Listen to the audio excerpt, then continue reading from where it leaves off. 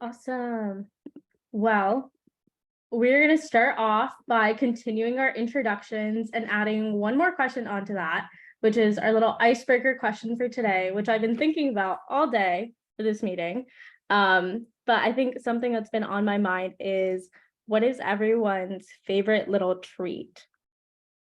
Like your favorite snack? Like, it's been a rough day, work is hard, school is hard, your summer job is hard. What is the one thing that is guaranteed to get your spirits up?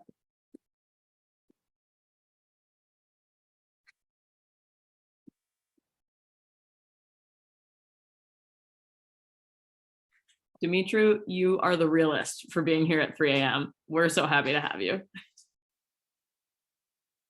I love that.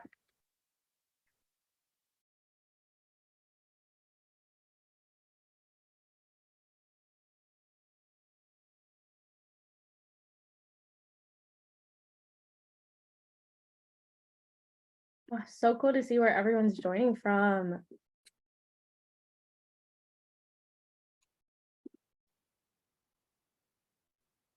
Okay, cool. Well, we are introducing ourselves, I guess, in the chat. So it's only right that we introduce ourselves, and I'll kick it off. Hey guys, I'm Catherine Escalante. I am from Sioux Falls, South Dakota, but I am currently based in Providence for the summer, and I am the Ocean Project summer intern, and I'm so excited to be here today.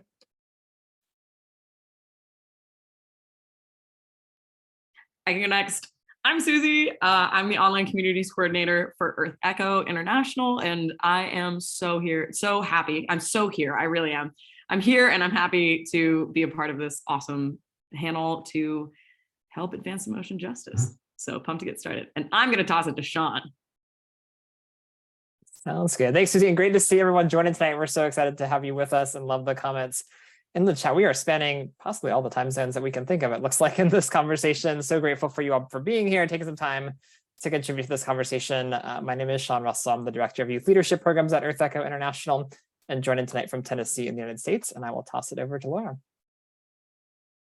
Thank you, Sean, and thank you, Catherine and Susie as well. And thank you everybody so much for joining us. It's really amazing to see so many people from so many time zones, like Sean said. I'm really, really excited for this conversation tonight, but my name is Laura Johnson. I'm the Youth Program Supervisor for the Ocean Project. And yeah, I think, Catherine, if you're ready to get things started, let's get to it. Let's do it. Okay, so before we start with our kind of discussion, we did want to tell you a little bit about us and kind of what we do. Laura, do you want to take over on this one? Yep, sorry about that. Forgot that was the order of things. So like we mentioned, Catherine and I are from the Ocean Project, founded back in 1997.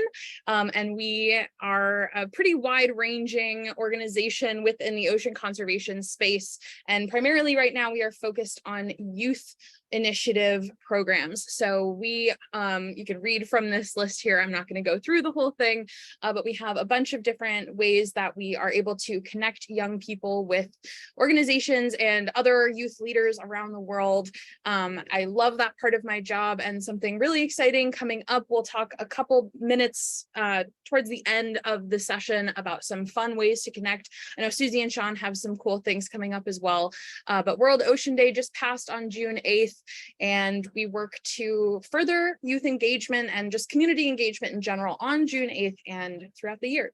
So I'll pass it back over to Susie and or Sean so you guys can talk a little bit about EarthEcho. Awesome. Thank you so much, Laura. So EarthEcho International is building a global youth movement to protect and restore our ocean planet. So we are really committed to fostering youth voices, building youth organizations and initiatives to protect and restore the ocean planet. And we're specifically really excited to be here tonight because we feel like building strong youth movements are a critical piece to building a sustainable and just future, specifically surrounding the ocean. And so we're just really excited about this conversation. I've seen a couple of familiar faces in the chat and in the meeting right now. And so we also run a platform called Gen C, SEA.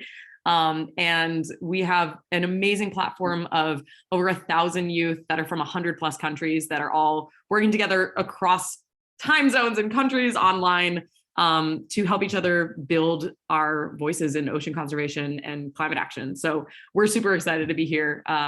And yeah, Sean, is there anything you want to add? Cool. Awesome. You are all good. Thanks, Susie. That was perfect. Great. So before we jump into our discussion, we did kind of want to give everyone a primer on ocean justice.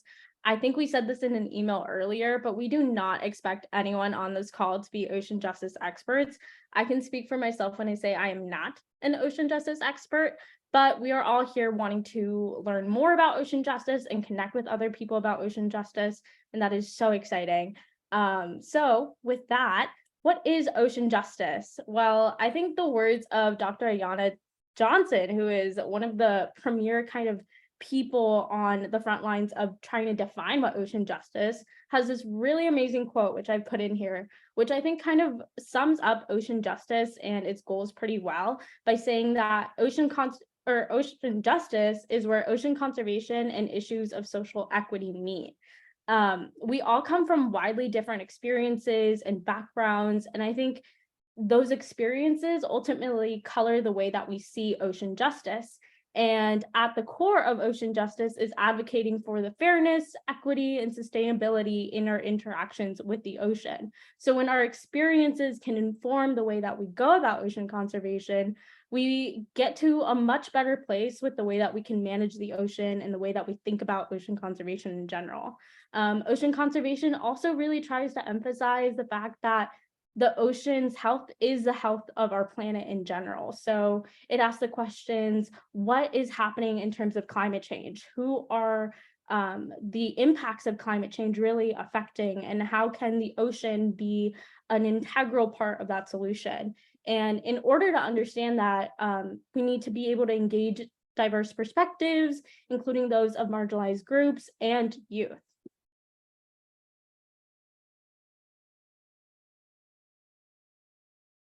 Okay, so ocean justice is also in the business of completely redefining who an ocean advocate is, which is definitely one of my favorite things about ocean justice, specifically because traditionally the ocean conservation space has not been a very diverse place. It's been quite the opposite.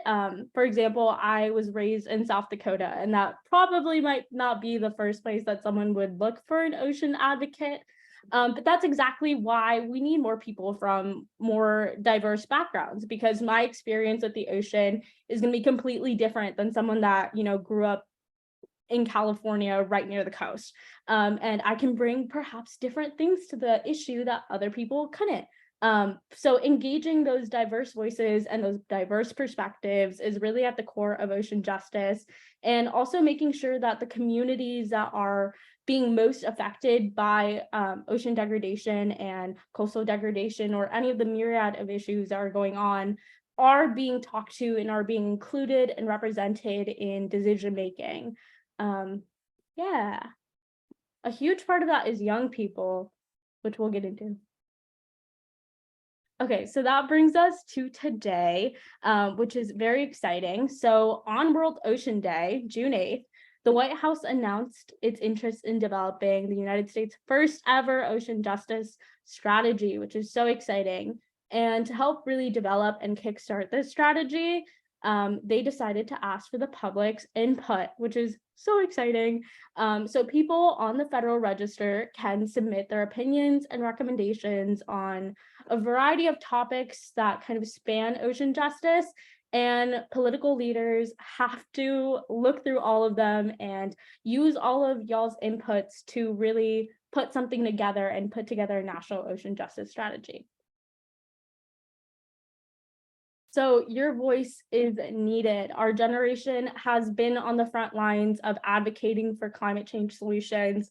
We're all in this call. We're all interested in seeing what can be done and what we can do. And, we don't need to be ocean justice experts, but we are experts in our own experience. And if we can, talk about those things and connect with other people and have a discussion over some of these questions and some of the solutions and some of the things that we've lived, I think that is just amazing. And this space is really made for y'all to be able to connect and talk and discuss about these things. And then we will put it all together and amplify it as much as possible and make sure it gets to the people that are making the decisions. And yeah, so this is a space that really welcomes your perspectives, your thoughts, and most importantly, your questions. So please do not be shy at all in voicing anything that you think of throughout this discussion.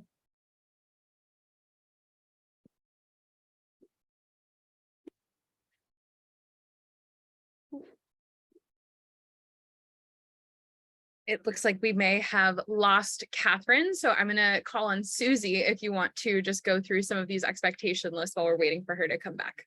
Absolutely. I'm so happy to do that. So we just have a couple of expectations to make sure that this is a really safe and exciting and productive place. So the first one is make sure your Zoom name is your first and last name so we know who to give credit to. This is specifically because we are using this to sign on to a document that we're going to send out. The second one is if you'd like to answer any questions, please raise your hand on Zoom.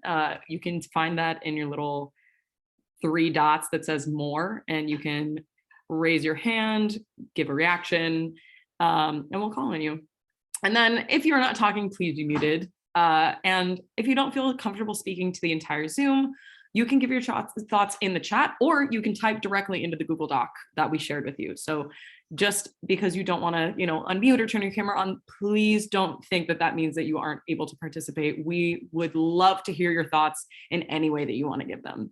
And finally, we encourage you to be as active as possible during our conversation, because this is a Zoom that has an end product that we're going to be sharing out and hopefully having a tangible action at the end. We are really hoping to hear from all of your voices, and we think that would make it the strongest possible outcome. So I see that Catherine's back, so I'll chuck it back to you, Catherine. Hello guys, yeah, sorry about that. I will be dropping the Google Doc in the chat right now, so feel free to follow along with us while we kind of kickstart our discussion. Yeah. Laura, I think we're okay, perfect. So the first kind of topic that we want to talk about is ocean justice and you. So we want to hear kind of your experience and how you think that your experiences might kind of contribute to ocean justice. And a big part of that is kind of defining what ocean justice is. And I think one of the most beautiful parts about ocean justice is that it means something different to everyone.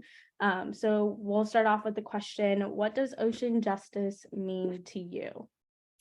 And if anyone wants to share via audio or camera, we have our lovely Sean who will be taking notes for us. So everything that we say in here will be recorded in the document as well.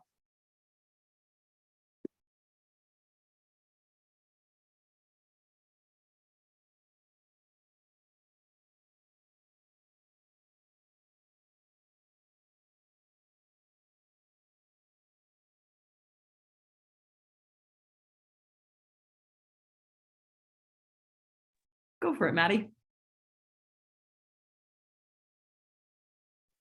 Hi, I'm Maddie. I'm from Minnesota. And what ocean justice means to me is really trying to do all that we can to protect all the living organisms, all the life in the ocean, and really giving it a fighting chance and the future that it deserves, because the ocean has been here a lot longer than we have.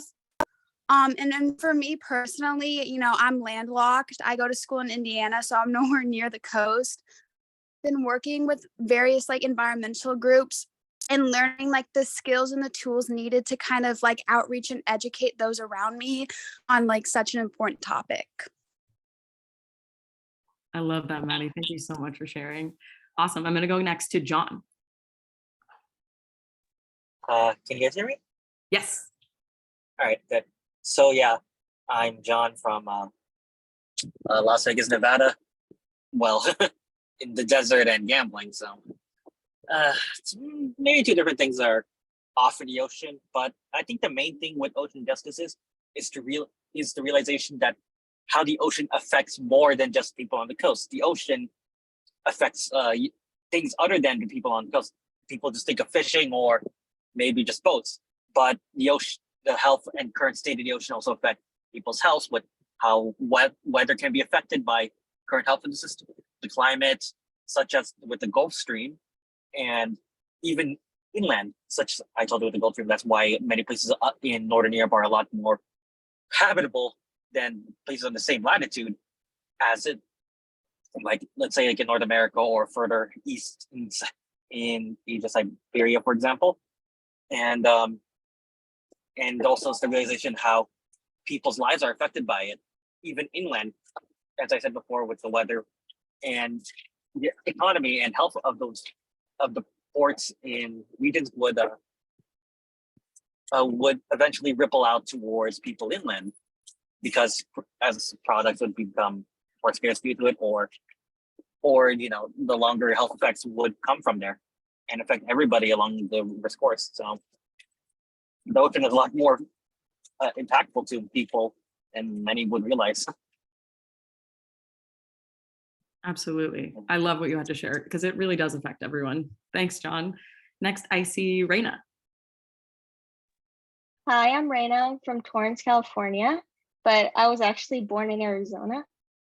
So like I said, I was born in Arizona, so I didn't really have a connection with the ocean until I moved here about like 4 or 5 years ago when I was like 11-ish, 12-ish.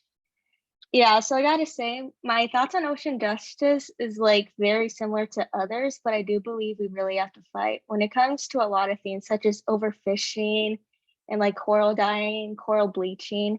And like I would like to add on what John said about the UK, because I actually recently watched a small documentary of it on Shark Fest on Disney Plus.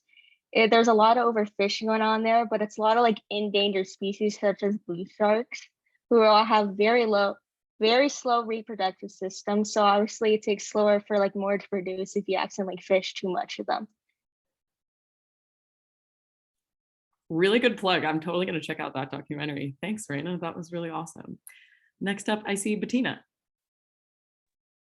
Hi everyone, I'm Bettina, and I said in the chat, I'm from Florida, and I was born in Florida. I've grown up with a really strong connection to the ocean, and I love hearing everyone's different perspectives. I know we have some people from the Midwest and from the coast, and I've never really, as I said, I've lived here my entire life, and I love hearing all the perspectives. But for me, what I really loved about your presentation was highlighting youth voices and giving everyone an equal voice in the discussion, because here that's been a really huge issue, because a lot of our youth here is just unaware, because they don't like news sources, even national news sources, they don't appeal to youth. And I think I've been working a lot with our local news channel, WPTV, about trying to appeal to young people and hear what they have to say. Because I love what you guys were saying about how, we all need an equal representation in the conversation. And I have a question for all of you.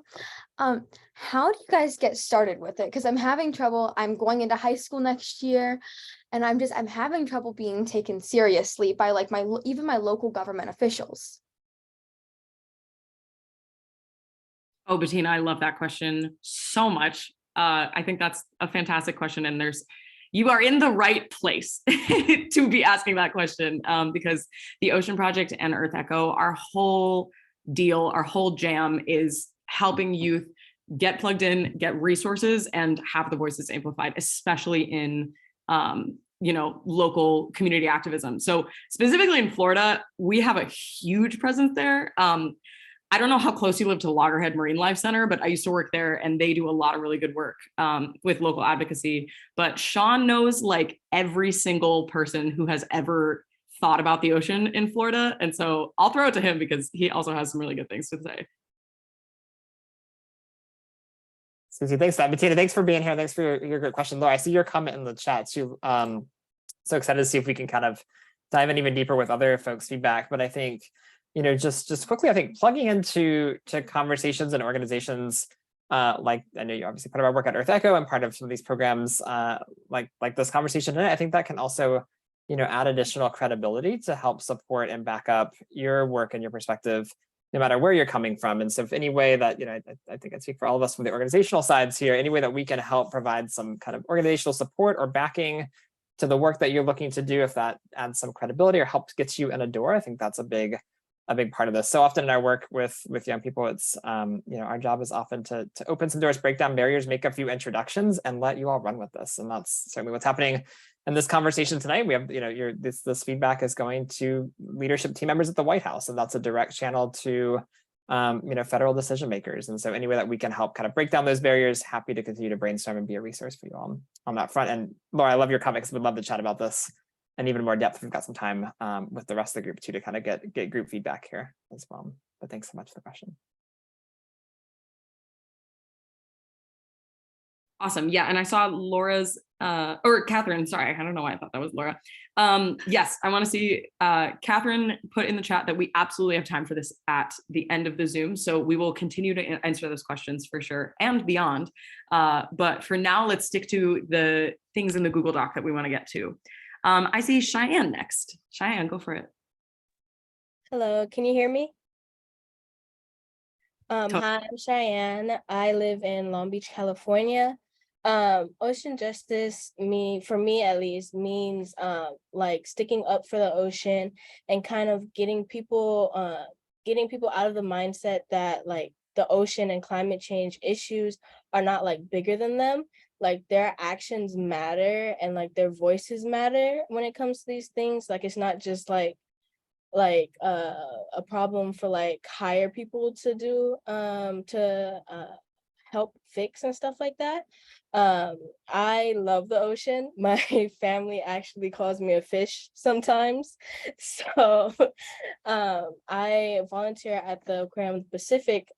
And while I was volunteering there, I often saw people like shrug their shoulders whenever I would say like climate change. So it really got me thinking like people really do think like this is not like a human problem. Like it's not just like a regular person problem when it really is. So yeah. Absolutely, Cheyenne. It feels so important to be like, this is relevant to you all the time. Thank you so much for sharing that. I've got Chloe next. Hi, everyone. My name's Chloe. I'm from Virginia Beach, Virginia, so right on the Atlantic Ocean. And ocean justice is really complicated for me, and I don't know the best way we can say it very succinctly because it's so complex. I kind of see it as two sides of one coin. Like one is how we can balance the way we interact with the ocean so we can still use and recreate in it without like negatively impacting marine life and the health of the ocean itself. But then also, how is the ocean going to affect human lives with sea level rise, like salinity and saltwater encroaching on agricultural lands, toxic algal blooms? Like, I feel like our outcome and the ocean's outcome is so interconnected. So that's why I have a really hard time trying to define it in like one concise sentence. But those are some of the things that ocean justice mean to me. I love that, Chloe. Thank you so much. Yeah, there are so many things that are encroaching upon us as climate change worsens, but also that we can take action into. That's awesome. Awesome. Catherine, I'll throw it back to you to pick the next question you want to ask. Yeah, so we know that a lot of you guys are really involved in your communities and advocacy and activism, and we really want to tap into that. Oh, I'm sorry, could we toggle back to the last question? Thanks. Okay, so we want you guys to kind of describe how ocean justice kind of impacts the work that you're doing in your communities, the conversations that you're having in your communities, and kind of how you think ocean justice can benefit your community or, kind of stands to inform the work that you're doing.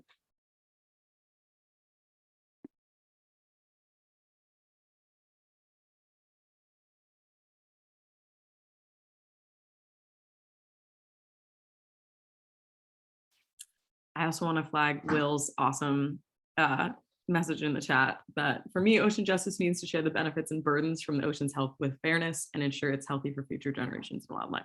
That was beautiful and totally succinct. I love that.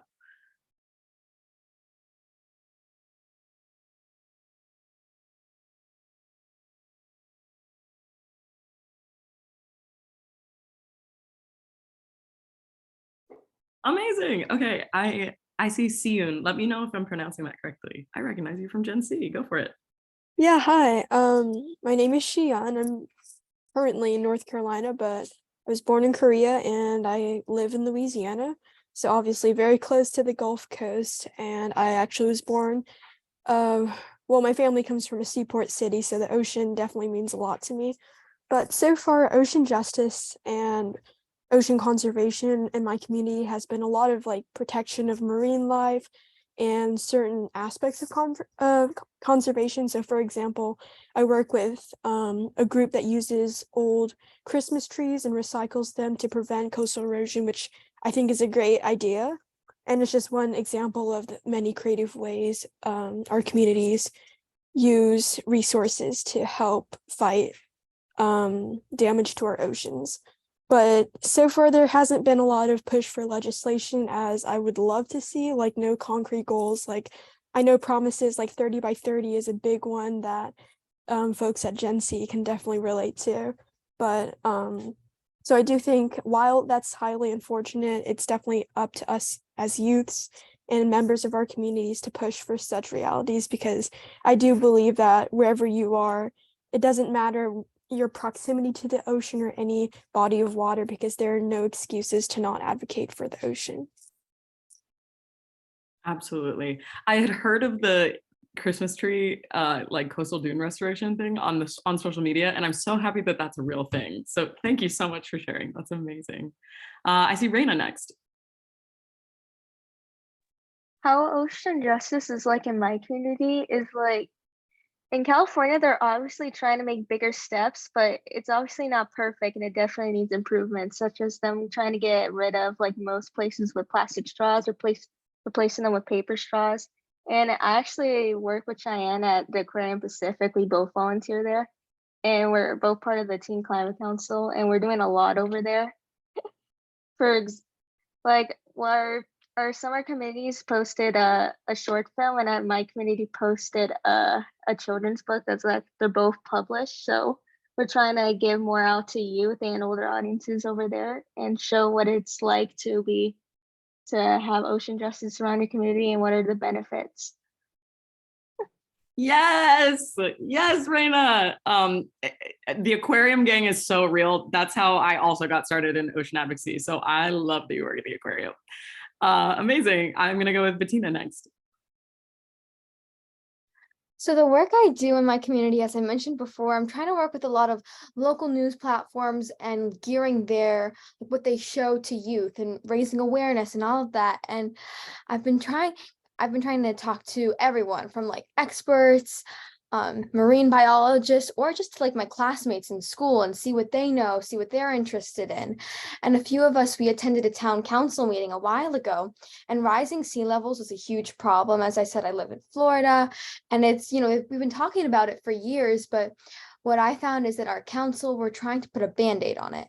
We're just trying to fix, to restore our seawall rather than targeting the root of the problem, which I found is, nobody really knows about it. Nobody really pays attention to what our town council is focusing on, what our mayor is focusing on. So that's, again, what I'm trying to do with the local news platforms. And it's been a really big issue, but hopefully, we're working towards a common goal. So we'll see what happens in the future. Amazing. I love that. I mean, what you had said earlier, and also this, is that the more people that are talking about it, the more things that are going to get done. So that's fantastic, the work that you're doing. I see John next. Go for it, John. Well, it has been quite difficult to consider things to do with the ocean in inland areas such as Nevada, where I live. People here don't really consider the ocean to be their problem, because we in Nevada there we don't have a coast, but we can use this. But I think I could use, and people who would like to work with that, use that same knowledge about oceans and apply it to our own natural bodies of water, such as our lakes and rivers. As more people would be more in tune to those kind of things, as they are more localized towards them, and then perhaps I could use that to educate people about how they are affected by the ocean, as unfortunately here as it is a topic that is not really known about or discussed. As I said before, Nevada's really far from the ocean. So I think localizing it and putting into terms that people would care about in areas that would not have cared about ocean justice and conservation in water and environmental protections in waters would make a big difference in getting like some large support and help people throughout, well, pretty much around the world would get into ocean conservation and justice. Absolutely. John, thank you so much for sharing that. Yeah, it's been really helpful for me to communicate with people who aren't really close to the ocean that it's all connected. Everything is all connected. And we do a lot of educational programs about that for kids who are like, this has nothing to do with me. And it's like, it absolutely does. So yeah, totally. Thank you for your thoughts. I see Helena next. Go for it, Helena. Hi, I'm Helena and I'm from Maui, Hawaii. And ocean justice in my community is really shown through like protecting the endangered species here. So I work with Hawaii Wildlife Fund and we protect the endangered monk seals and endangered sea turtles. And through this, we like inform the public about rules and regulations that have already been put in place to help protect these animals, and staying at local beaches, helping inform people, or even just regulating these rules with the public. And also like discussing new ways in which more rules can be put in place to help these animals that are endangered. So yeah. That's amazing. Thanks for sharing, Helena. Yeah, it's so awesome when the actions that you can tell the public to do are mutually beneficial to everybody. They're helpful for the endangered species, but they're also helpful for us. Amazing. I see Cheyenne's hand. Go for it, Cheyenne. Hi. So like Brandon was saying, we both work at the aquarium in the Teen Climate Council. I'm a part of the design committee. And for our committee, we created an educational cart to teach children and adults about coral polyps and coral bleaching. We wanted this cart to kind of be very educational and interactive so that the children will like digest the information that we're teaching them and kind of be able to teach their friends about it.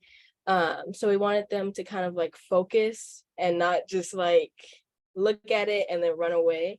So we 3D printed a coral polyps so that the kids can touch it, look at it. And on the cart, we have like a whiteboard and so that the kids can like draw their own coral polyp and basically put like little facts that they learned about it on the whiteboard. So yeah, that's what we're doing right now. My marine educator heart is so happy hearing that. Cheyenne, thank you so much for sharing. That's amazing. Awesome. I see that's all of our responses out loud. I see some cool things in the doc though. Thanks everyone who's contributing to that. So I'll toss it back to you, Catherine.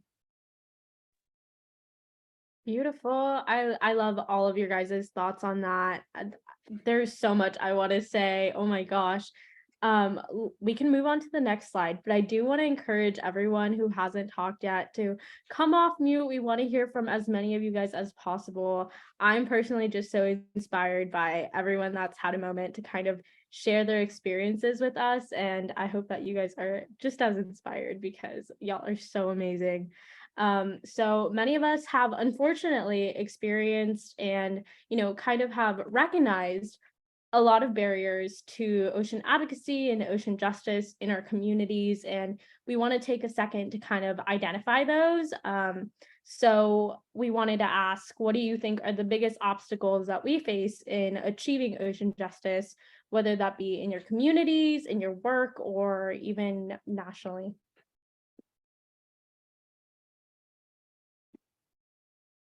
Those hands went up fast. Amazing. I saw Maddie's hand first. Go for it, Maddie. For me, I think one of the biggest obstacles we face is just people aren't really willing to realize the issue that's at hand. And a lot of people think that, oh, if the change isn't going to happen in like a day or a week, like what's the point of putting in any effort? Like they don't realize that it's supposed to be like it's going to be a gradual change that we all need to contribute to. And they don't realize like even the people think, especially around me, that it has to be like big actions. They have to take big steps towards achieving it. But it's really just like small day-to-day things that you also need to do that really cute. absolutely. 100%. Yeah, it feels so immense sometimes, and people just want to look the other way when it's too immense. Thank you for sharing that. I see Arunima next. Go for it. Hi, I'm Arunima. I don't think I really introduced myself yet, so I'm joining from California. I think that one of the biggest obstacles that I've seen is like really large corporations, and then also some government officials to an extent they tend to prioritize money over like environmental I guess over like the people in general, and that also includes the environment because you see a lot of big companies using like shipping routes that interrupt whale migration patterns, and like they know it because they've gotten letters, it's on the internet, like there have been studies that are published about this, but since it would be more expensive for them to do something else, they don't do it. Absolutely, 100%, and not even to mention all the ocean noise that's being caused too. That's just disrupting everything. Thanks so much. All right, Raina, you're next. Go for it. I think the main problem that we have is that it's not really brought out into the public as much as it should be. Like, of course, we all know about it, but we're such a small group, and it's compared to like billions of people, it doesn't really do as much. Actually, shout out to my old biology teacher from years ago. He actually taught me a bunch of stuff they used to do in Hawaii because he was from there, how they always try to make changes. There's certain laws about how to take care of the environment because it was very valuable to where they were from. So I feel like if there was more like, I don't know what to say, like laws and like more brought out of how and more encouraged to take care of the environment, it will be really helpful.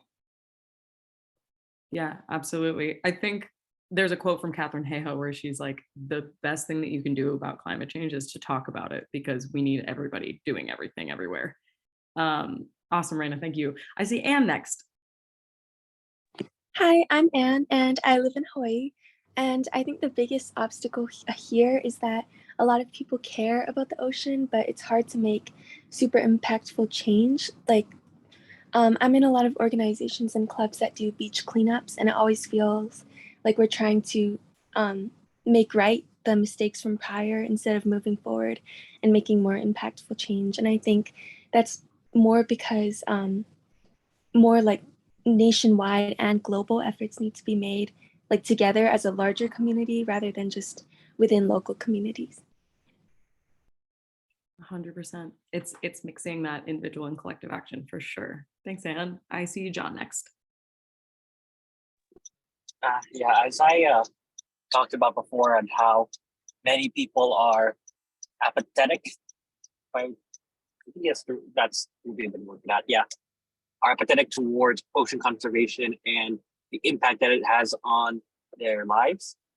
I would also like to add to, I forgot, sorry, there was like, someone said, we talked about how corporations were trying to block this. There is also like many misconceptions and errors in many people's thinking about climate change, such as it's going to reduce jobs by removing some things like I think industry jobs, for example, as many of those corporations have provided them with many people with their job. But even then, they think that, hey, if we have to regulate them, that means, well, I'm going to lose my job because they're not going to allow me to have my work done.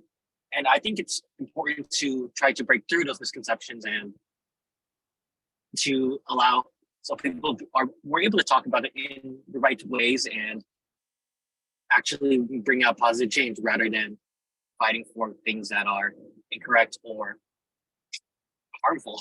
I'd say so.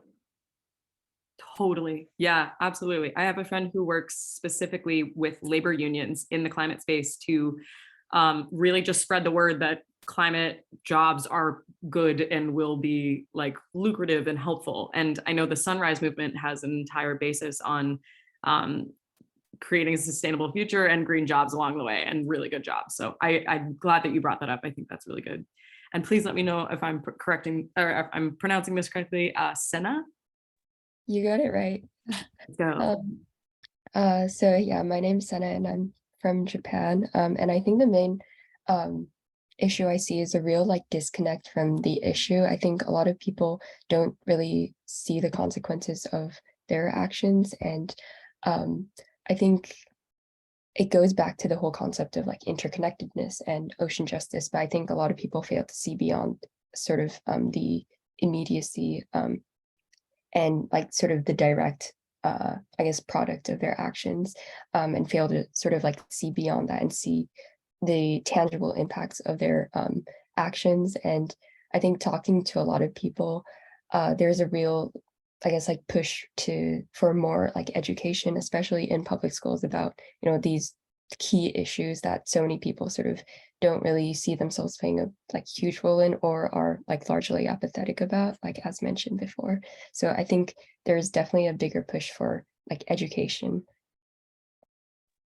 Absolutely. I think that's a really good point. And I love the idea that it's like we have to be aware of the ways that we are impacting the world, and also the ways that society has told us that this is how life should be, of like this complete overconsumption, and kind of railing against that as well. Thanks for that. Awesome. Those are all the hands. So I'll pass it back to you, Catherine. Yeah, I think we covered kind of our second question in a lot of these answers, which was amazing. I'm going to jump to the third one, but if you have more to say on that second question, please, please, please share. So our third question is, which issues related to ocean justice should the government prioritize in their actions? What do we want to see pushed up on people's agenda, whether that be in your community or perhaps an issue that you've heard about that you think is super important? What do you want people in power to prioritize?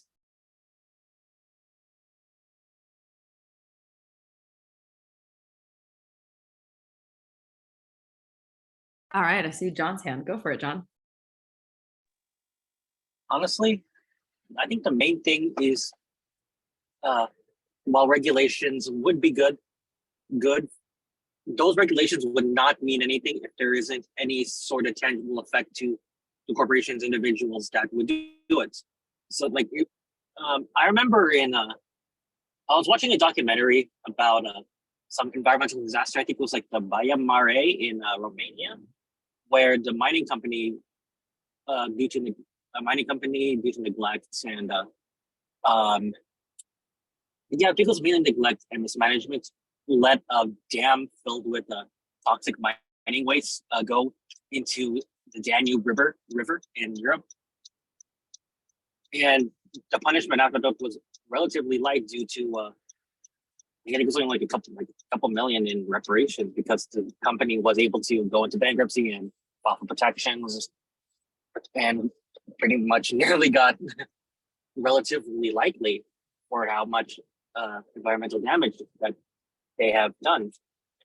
So just having those regulations is a start, but if we let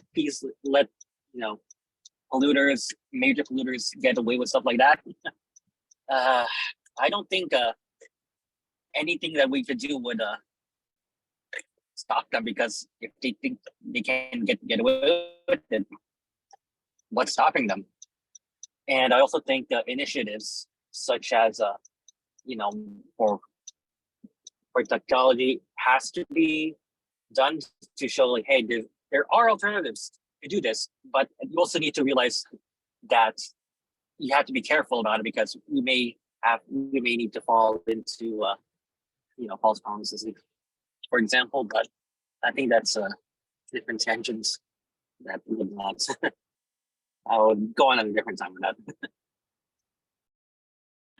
I love that. Yeah, I just saw what Catherine put in the chat too. Accountability is so important, of being like, there are specific organizations and specific people that have gotten us all into this mess, and we need to set a precedent that that's not okay. So I totally agree. I also think moving forward with prioritizing in the future is listening to the communities in which they will be impacting, because sometimes people want to do good so bad that they do bad by trying to do good. And so making sure that every decision that's made is really intentional in the planning and processing of this ocean justice. So it actually does bring justice, I think is super important.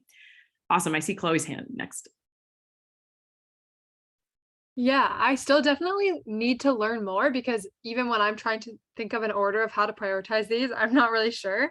But some big ones for me are how we can make our coasts more resilient to sea level rise and working on different coastal restoration projects, but then also deep seabed mining, which is way different, and then marine protected areas. Those are like my three big ones, but I'm definitely still learning about what other things should be more important or less, or it's really hard to put them in a scale for me. Absolutely. Yeah, I think the only thing I really know is just not prioritizing the big corporations. Awesome. I see Bettina next. Go for it. So I completely agree with what Chloe was saying. Like, I'm still learning. I don't really know how to prioritize it, but just like locally, what I've seen is like we have a lot of fishers or people who rely on aquaculture. So I think at least in my area, that should be a really like restoring aquaculture should be a huge priority, not only because it provides jobs, but even like I'm a vegetarian and I know a lot of people are like they're moving away from meat-based diets. So blue food is also really important. And then the other thing that comes to mind is, we've already gotten ourselves into a pretty bad place. And this is a national thing, even international thing as well. Preventing new offshore oil and gas drilling. I feel like that's a huge issue. Moving towards sustainable energy. I read an interesting New York Times article the other day about moving towards sustainable energy and how it's going to be a challenge because the energy grids, I think we have three or four main ones in the United States, but they're not connected. So it's going to be really hard, as a nation. I know we can do it maybe by our state or even in our town or city, but I think, and again, I don't really know the order or how important this is to other people or the government, but that's just so far. That's what I know so far. Absolutely. Bettina, you are on it. I love it. I love everything that you've been saying. 100% no new oil and gas drilling anywhere, terrestrially or in water. And I agree 100%. Reina, I see your hand next. Okay, before I go into it, I'm going to say I'm never an expert on this stuff, obviously. But I feel like we should obviously step up because we do have a lot of like very outdated like everything when it comes to how we function our cars, and like we all have a carbon footprint. We all do. Nobody's perfect, but we could all fix that. The government can speak out. They could say, hey, we done this for years, but we could just make a change, Like, let's have more sustainability. Let's stop using only one-use plastic. Let's use less gas. It is a very hard step, but I feel like if everyone went together as a community, especially the people who are in charge of like everybody, like I'm talking about the whole country, United States, we could really make a difference. Totally, Reina. I love that. It's interesting because it feels like we've been doing this forever. Like we've always had this form of energy. We've always had these disposable plastics, but it hasn't always been like this, and it doesn't always have to be like this. We just have to be brave enough to take that step. So I love that point. Thank you. I'm gonna go with Cheyenne next. So I think, I don't know if this is like a governmental like what the government should do or not. I don't know if it's like that big of a problem, but I feel like we should like make it more mainstream, like not necessarily put it all on the news, because I know young people like teenagers and young adults don't always watch news. I don't want to speak for everybody, but I feel like most of them are like on social media. So like for like ads and things like that, I feel like we should put a lot of this stuff like on ads so that they'll see it regularly. And like, for example, like on Hulu, unless you want to pay like the extra $5 for no ads, you'll get ads. So I feel like you should put it in ads instead of just having it in news. Totally. There is a really cool organization called Good Energy Stories, and their whole job is to help. Ooh, if I'm glitching out, just let me know because I'm looking a little robot-y.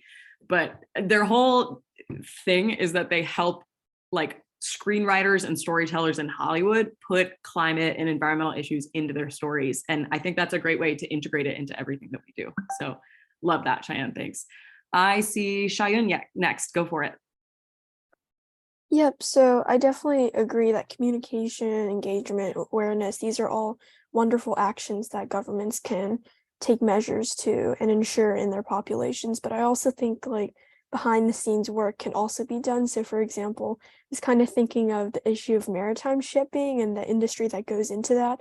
There's so many policies and legislations that can be passed by federal governments, because when people like order things that have to be shipped overseas, they don't really think twice about the journey that their products go through to get to their doorstep. But if we have those legislations and the laws in place to make sure that the companies that are getting these products to our places can be better regulated, that'd be a great thing that would definitely help with ocean justice, and feel like the general population wouldn't really think twice about it, which is kind of sad, but also a good way to ensure that protection is being enforced. Absolutely. I'm so happy you brought that up. Yeah, thank you. Because it is something that we don't see every day, whereas we see like plastic water bottles and straws all the time. So we're like constantly top of mind. But maritime shipping is the hidden cost of all of the things that arrive at our doors and all the things that build the structures that we're due. So that's really awesome. Thank you for bringing that up. Awesome. I also, check out Ship It Zero Crew on Instagram. I love that there's a topic about that, and I will be following. I don't see any other hands, so Catherine, it's all you. Sweet. We can move on to the next slide.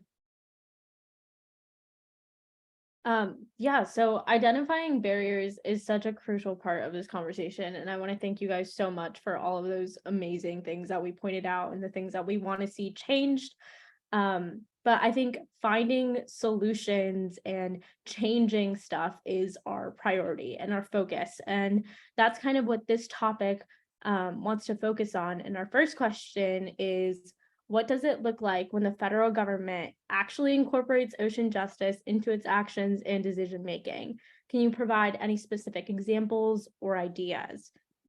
And I do just want to lean into perhaps our global friends that are joining on this call. If there are things that your government has done that you view as, really in line with ocean justice, or even some of our national folks, if there are things that your local communities have done that have, been really great and that you've seen people have been really receptive to, or that, or your communities are really enjoying, I would really encourage you guys to share that as well.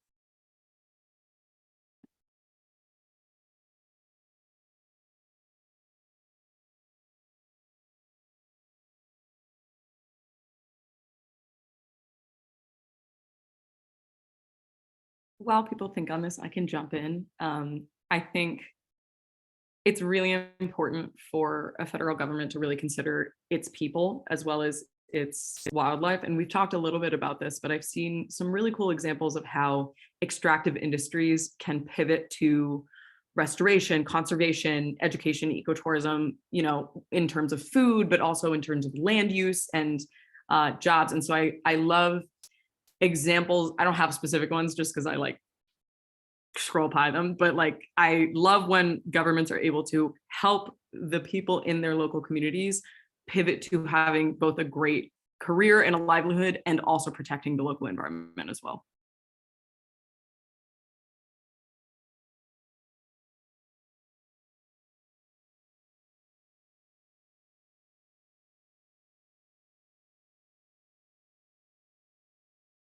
All right, Senna, go for it. This is something I'm currently part of my school's like sustainability committee, so it's a really local example. But one thing I really I was really glad that we were able to get this done this year. But we were able to like talk to like indigenous Ainu people, which are sort of like an indigenous community to Japan, and sort of like get their own perspective on how they're using sort of traditional techniques on how to make their environments more sustainable, and also how climate change has impacted them. And so I think like hearing a diversity of perspectives and hearing from people, especially that will get hit the hardest, I think is, I guess, one component I really admire. And in addition to that, we also created a plan, or like sort of a roadmap for 2030 and for 2050 as well, with some really like long-term but also tangible, actionable targets. And so I think I guess another component of a successful, I guess, like strategy is to have that sort of like long-term vision that isn't, lofty and still achievable.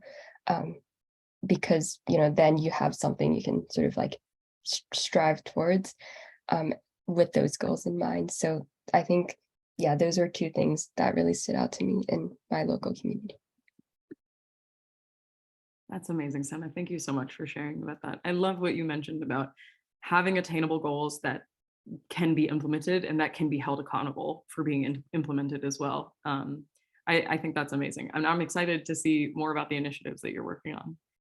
All right, who is next? Who wants to share about what a positive relationship between government policy and ocean justice could be? I'll just jump in and flag real quick as well too. When you're thinking about this, this could be something as specific as what are the processes for young people to be heard in these spaces, or I've heard several people say the importance of bringing in local communities' voices into this dialogue, the importance of marginalized communities, young people. How does that happen? Is it, does the federal government host a Zoom call once a month? Is there a meeting in town hall in your community? What is, how would you like to ensure that this is not just a one-time thing, but how is there an ongoing process for the communities most impacted by these issues to share that feedback? Do you want to send it in a text message? What works for you? How do you like to communicate and share this type of feedback and have that ongoing dialogue with federal officials, and how might others in your community want to do that too? So I'll kind of frame it that way if that's a helpful way to think about it. It's it's specific as how you share input and feedback to shape these policies moving forward.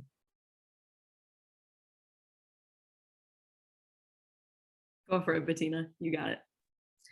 So I know I mentioned previously that I've been trying to work with my town council. We have monthly meetings, and they have private meetings, but I've been making a habit of at least going once, like maybe 5 times a year, so I can hear what they're talking about, and I can also give my input.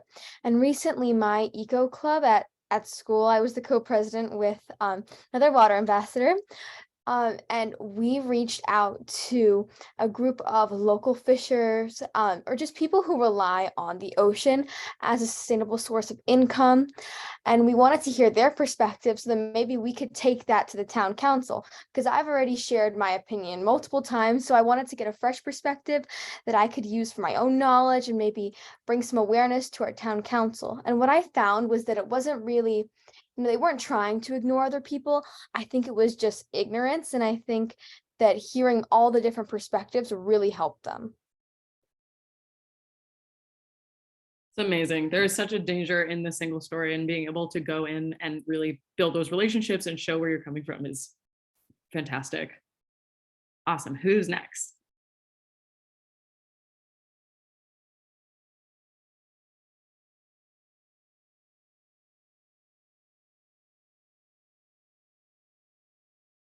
All right, Cheyenne, go for it. Yeah, so I think Susie, you mentioned about having like a connection between local governments and the federal government, which I definitely resonated with, because I was trying to apply like how the UN works and how they try to maintain that countries uphold like a promise or a treaty. And so maybe federal governments could do the same for state governments and make sure that the state or just local governments are catering to local needs and communities, especially like in Louisiana, because so many of local people depend on aquaculture and the water, and we can't just snap our fingers and say, oh, no more oil drilling by tomorrow and everyone lives happily ever after. It doesn't really work like that. And I think while that'd be an awesome reality to live in, we need to ensure that the federal government understands sometimes we need like a slow and gradual process that is efficient, of course, to get to where we need to be. As for like a local and school effort, I kind of thought about how, well, for my eco club, we did a project where we got people together and we worked with another group to remove invasive species. And we tried to choose like a cool one that would attract people. We chose the apple snail. So, and if you haven't seen what their babies look like, they're these little like pink eggs, and they're kind of odd and funny to look at, but I did find that it definitely drew some attention, some interest.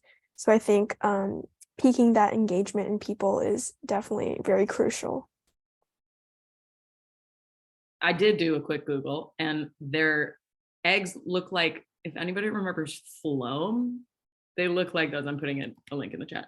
100%. The government, it's at a federal level and a local level, their responsibility is to the people. And I think in situations like Louisiana, a just transition is absolutely necessary in order to ensure a sustainable future, because it needs to be a sustainable transition for everyone that's involved.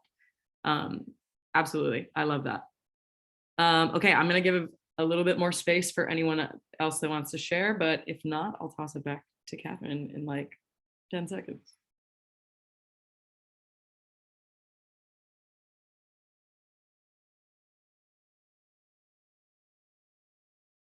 All right. You also have the Google Doc in the chat too, if anybody has a stroke of brilliance. Go for it, Catherine.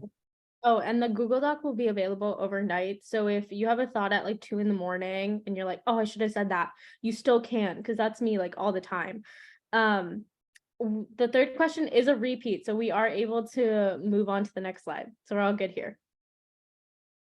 Okay, so we've talked a lot about how oftentimes the people that need to be listened to and the people that should be reached out aren't often the ones being included in these type of conversations. So who does the federal government need to reach out to? Who do they need to partner with in order to not only address past harms, but also to move forward with ocean justice?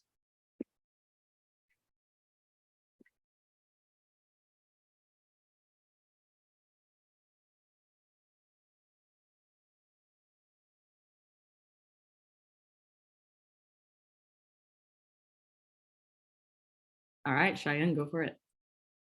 I guess the main thing that really came to mind was kind of going headstrong and tackling the main polluters and the main corporations who do the most damage. And sometimes we want to approach issues in like a feasible and respectable, polite way. But I guess in some cases we really have to address the urgency by talking to the people and getting them to uphold their promises so that we can ensure that we live in a better world.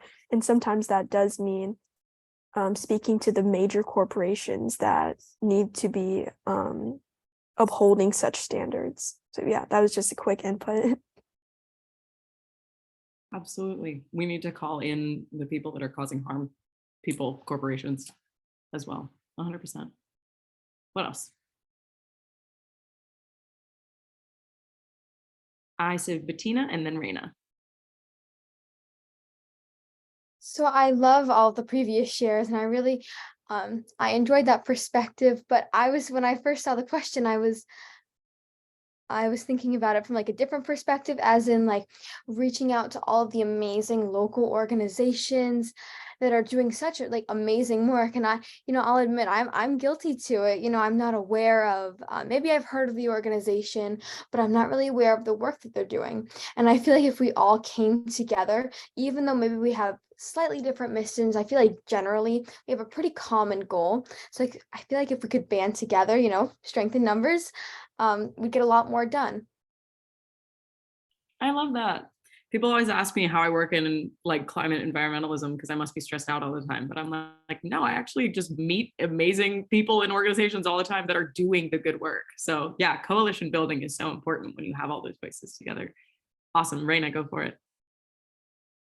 This is like kind of odd, but I think we should connect more with like schools, like a lot of local schools, because we need to teach them more about this, especially like talking like elementary schools, because I think I got most of my inspiration is when I was in like 4th, 5th grade-ish, I think. It's because like my school introduced this new it was like a school project. I don't really know how to explain it, but we had to write about like what does the environment mean to you.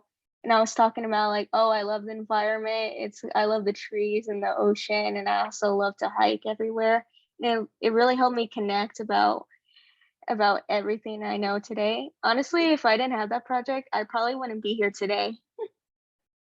That makes me so happy. That makes me so happy as an educator that there is so much inspiration to be had and so many priorities to be built early, because if we have folks in the workforce that learned early that the connection to nature is important for our future, the decision making would be totally different, and it will be, because this is the generation that's growing up. So that's awesome, Raina. Thank you for sharing.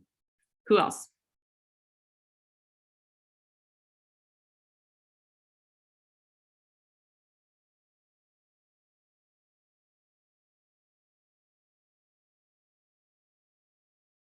All right, I see Senna and then John. Go for it, Senna. I think another stakeholder that's like often, I guess, ignored or like overlooked are like scientific and academic institutions, because I was recently in a call with a researcher that was looking into carbon sequestration, I believe it's called. And there was just so much like scientific jargon, and it just made I guess I realized that there's a very big disconnect in like the work that they're doing, and then also like the work that we have to do in like making their findings and their research like accessible, and like turn them into like tangible, policy recommendations. And I feel as though, there's just so much amazing research going on like around topics related to ocean, like conservation and climate change. But I guess because it's such a, I guess I don't want to say like insular, but it is sort of like a closed off sort of institution for like the majority of the public. And so I think there has to be like a lot more collaboration between those two institutions, like governmental and academic. 100%.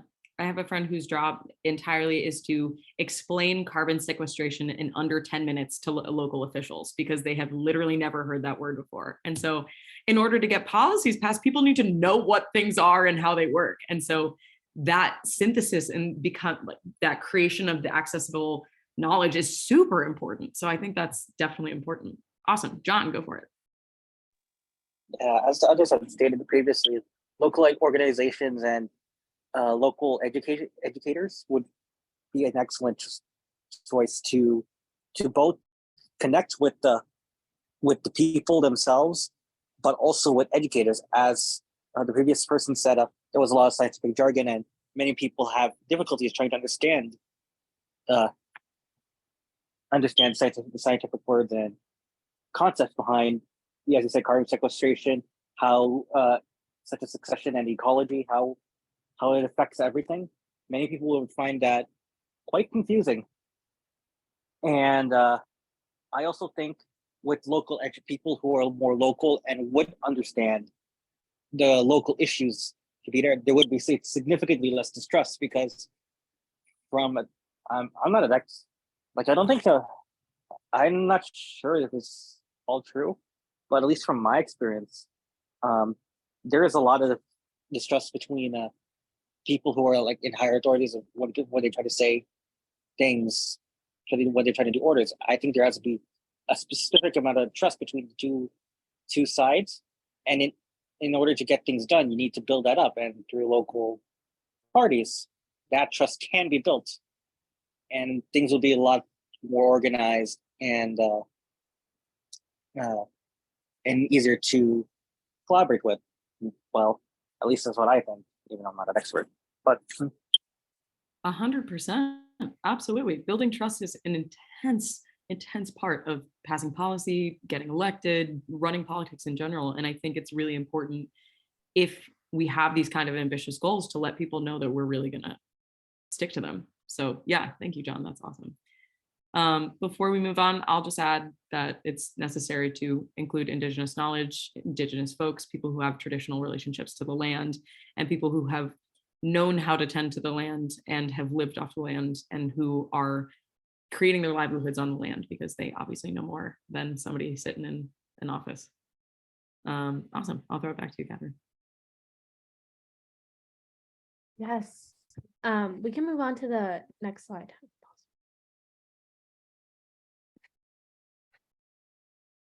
So we know that none of these questions are exhaustive, and just listening to the sheer range of topics that you guys, brought up just after asking the same question, we know that, you guys have so much more to say and to add to ocean justice from your own experiences. So this one's a little broad, but I'm hoping that you guys can kind of pull from your experiences and kind of, if there's something that these questions did not cover, please feel free to say it. What other considerations should kind of be included in the development of this ocean justice strategy?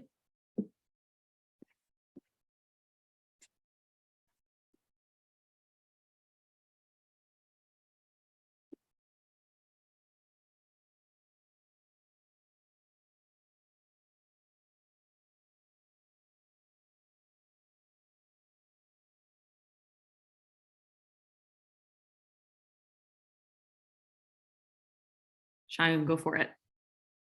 I'm not sure if this is a little too extreme or if this is even already in the plan, but I think we need some deadlines, because when people see that something's approaching, we need to get X, Y, and Z done, people will obviously be more inclined to get something done and take that initiative.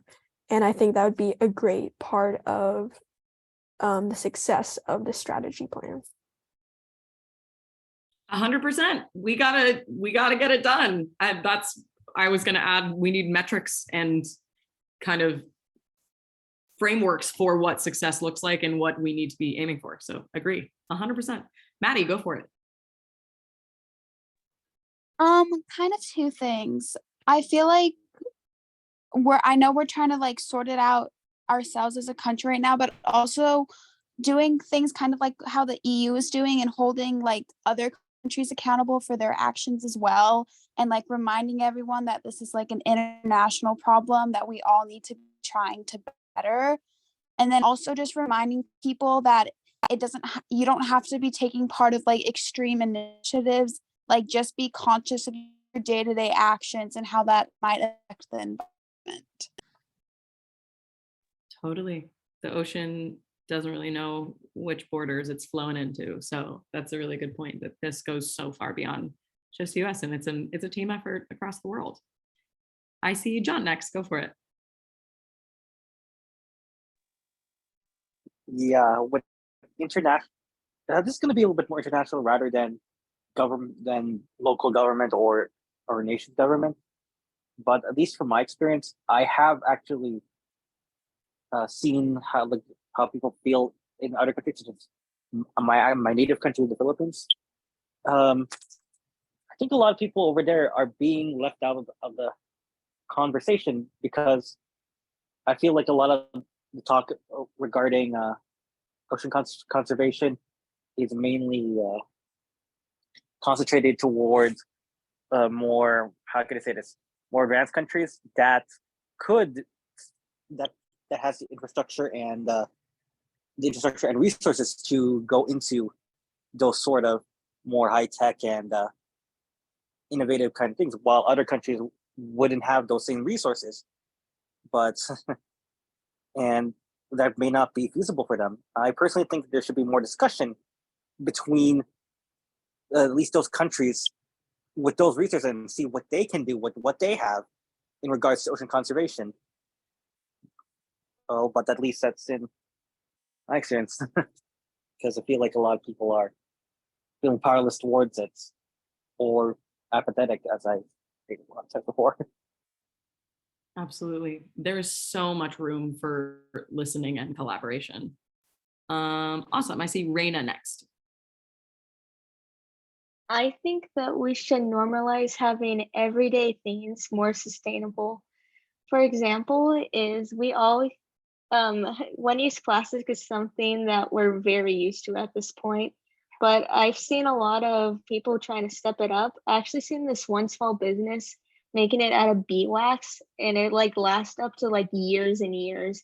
And when it's finally done, it can decompose so much easier than plastic does. So I think having more like everyday essentials be more sustainable could really help the environment. And if it's more normalized, people won't feel weird. Like if I take out a beeswax pad, people won't call me weird and stuff. But yeah. Raina, you are in good company. I think a lot of us here have the beeswax thing that you're talking about. And that brings up a really awesome point about the blue economy, the green economy, of ways that we can transition away that are still, meeting the needs that we have every day, but are way more sustainable. Amazing. I see Anne next. Hi, so I wanted to kind of talk about what Raina was talking about, and I don't know a lot about environmental politics, but I do know that the main reason why we're having such a huge problem with climate change and the ocean's health is because of convenience, and how a lot of the things in our economy and the market is geared towards non-sustainable products. So I'm not sure if the government can really control that, because in the US we have like a free market, but if there are possible, I think that should be considered. Yeah. Absolutely. And that's an amazing point. Yeah, it's so important that you bring that up. And I think that there's absolutely a role in this and helping move forward these products, these services that are more sustainable. That's a really great point. Thanks for sharing that. Awesome. I am not seeing any other hands, but feel free to keep dropping your amazing thoughts in the chat, in the doc. And Catherine, it's all you. Yeah, I think, correct me if I'm wrong, Laura, but I think that is our last and final question. Okay, cool. So we are going to transition to kind of amplifying ways that you guys can stay in touch and keep in this conversation and keep in sharing your wonderful, inspiring perspectives. So I'll kind of pass it over to Laura and Susie and have them kind of amplify all the amazing stuff.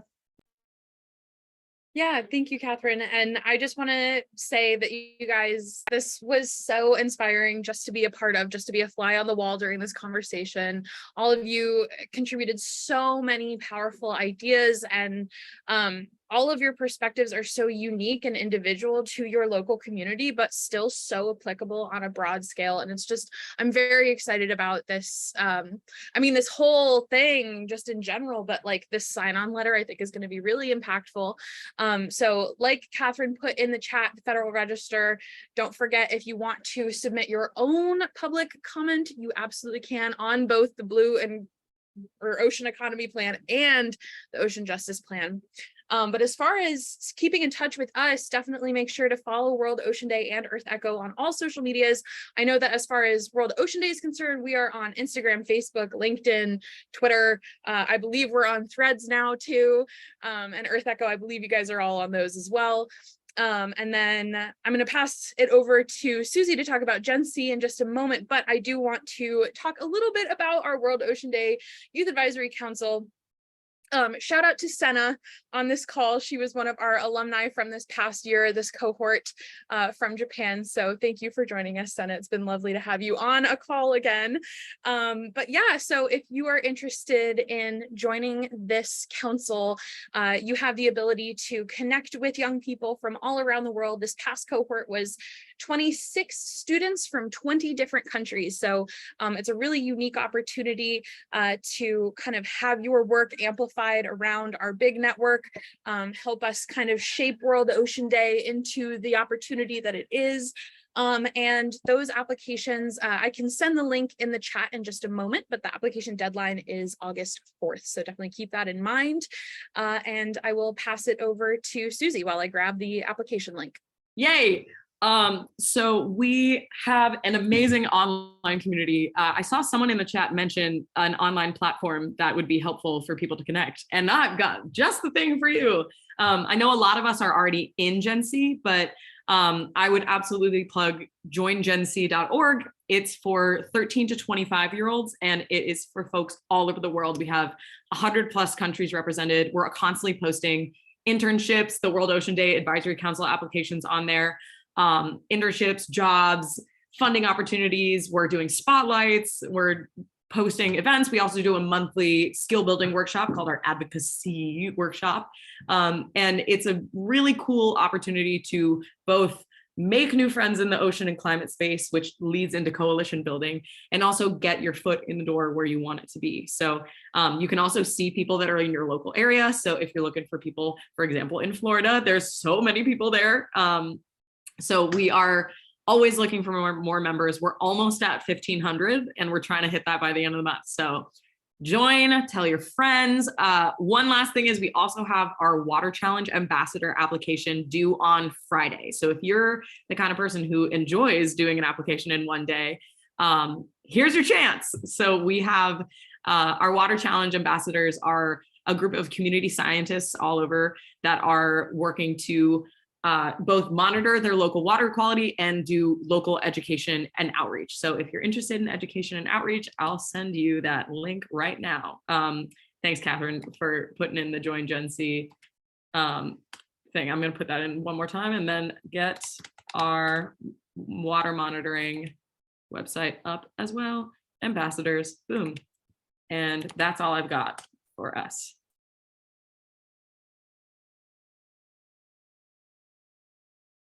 I'm not sure why Zoom decided to share my screen when I clicked on that, but thank you guys again so much for joining us. Catherine, do you have anything to add? Just a huge thank you. This was so amazing. Hearing all of your guys' experiences and perspectives is, I've said it like too many times, but genuinely very inspiring.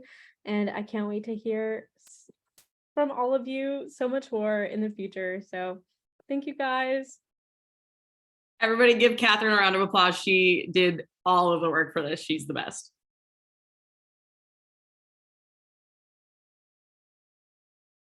Stay in touch, everyone. Have a good rest of your evening.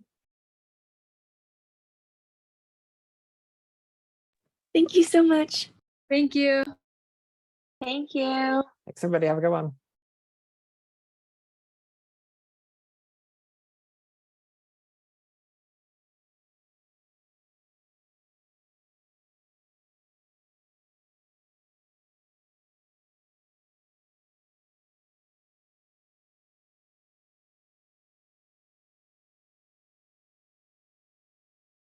And